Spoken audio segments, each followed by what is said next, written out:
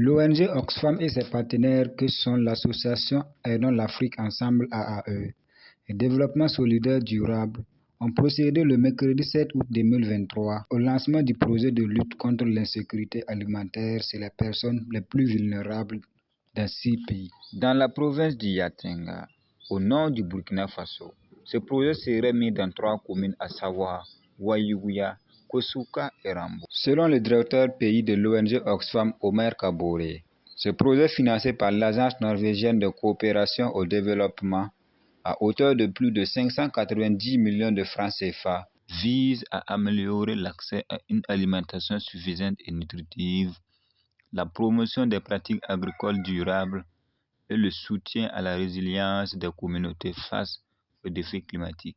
Une durée d'une année allant de juillet 2023 à juin 2024 cible 27 300 personnes dans la province du Yatenga.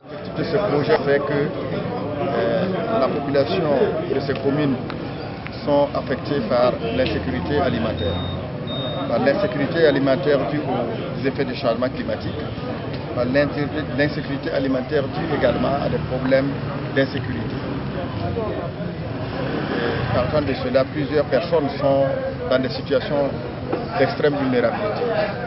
Et dans ce sens que le projet vient, à travers un paquet d'activités, en collaboration naturellement avec les services techniques aussi de l'État, pour apporter une réponse. Une réponse en matière justement d'assistance alimentaire pour une production durable, c'est-à-dire production hivernale, pour une production également de renforcer les productions maraîchères en campagne sèche, mais il est également prévu l'appui à la récapitalisation des cheptels, ceux-là qui ont perdu leurs animaux et autres.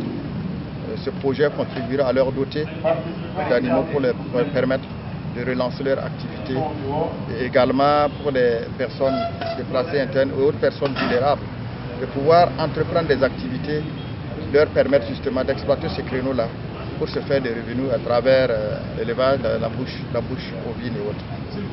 Voilà. Il y a également que dans ce projet, les enfants ne sont pas oubliés. Et à travers justement les cantines scolaires et la mise à disposition de rations sèches, mais également en collaboration avec les services compétents, faire face à la malnutrition, des activités de lutte contre la malnutrition des enfants. À attendre le coordonnateur de l'association Aidons l'Afrique Ensemble AAE, Yassia Nakanabo, sa structure se charge de mettre en œuvre les activités du projet dans la commune de Kosuka et de Rambo.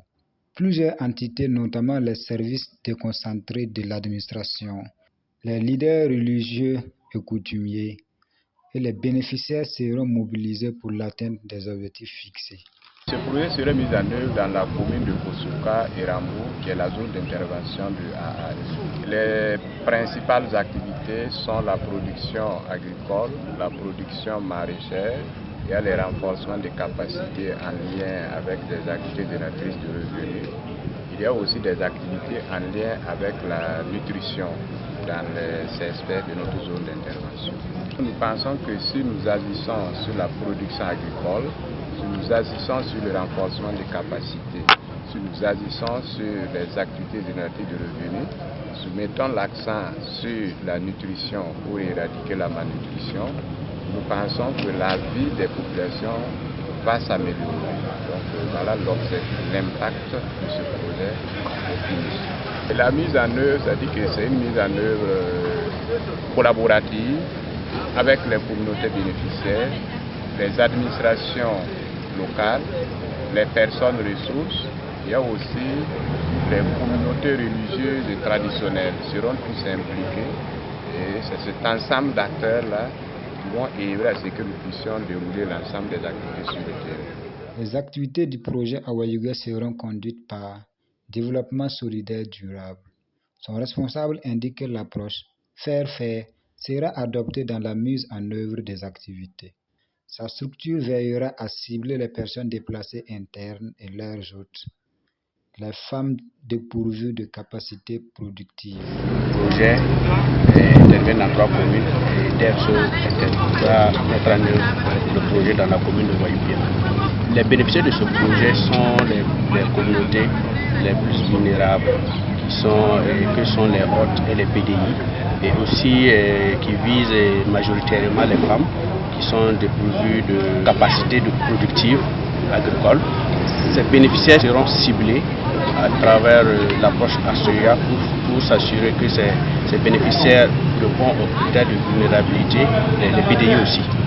La mise en œuvre des activités sur le projet, ça veut dire nous, notre approche, c'est de faire. Donc ce sont les communautés qui vont mener les activités sur le terrain. C'est vrai que nous avons des équipes terrain, mais les communautés seront les plus responsabilisées dans la mise en œuvre du projet. Donc avec l'appui des services techniques déconcentrés de l'État et aussi les autorités locales dans ces zones d'intervention.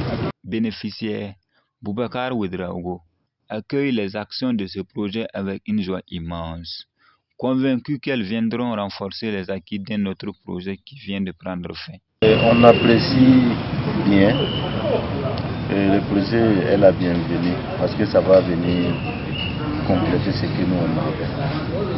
Oui, l'activité peut porter un changement parce qu'on a bien dit que le projet est venu pour consolider déjà un projet qui était en cours. Voilà. Donc déjà même on avait fait des pas. Donc on sait que ça va améliorer. Affirmant que ce projet s'inscrit dans la volonté d'accélérer la réduction de l'insécurité alimentaire des populations les plus vulnérables. Le secrétaire général de la région du Nord, Albert Kwilga Zongo, a invité les acteurs et les communautés bénéficiaires des communes à une meilleure appropriation et à une meilleure implication dans la mise en œuvre des activités. En plus de ces facteurs climatiques qui défavorisent la zone, la région du Nord aujourd'hui fait partie des régions à fort défi sécuritaire. Cela veut dire que c'est une région où l'insécurité bat son plein malgré les efforts que le gouvernement abat pour pouvoir lutter contre cette insécurité. Et ces deux facteurs couplés ont entraîné davantage une insécurité alimentaire.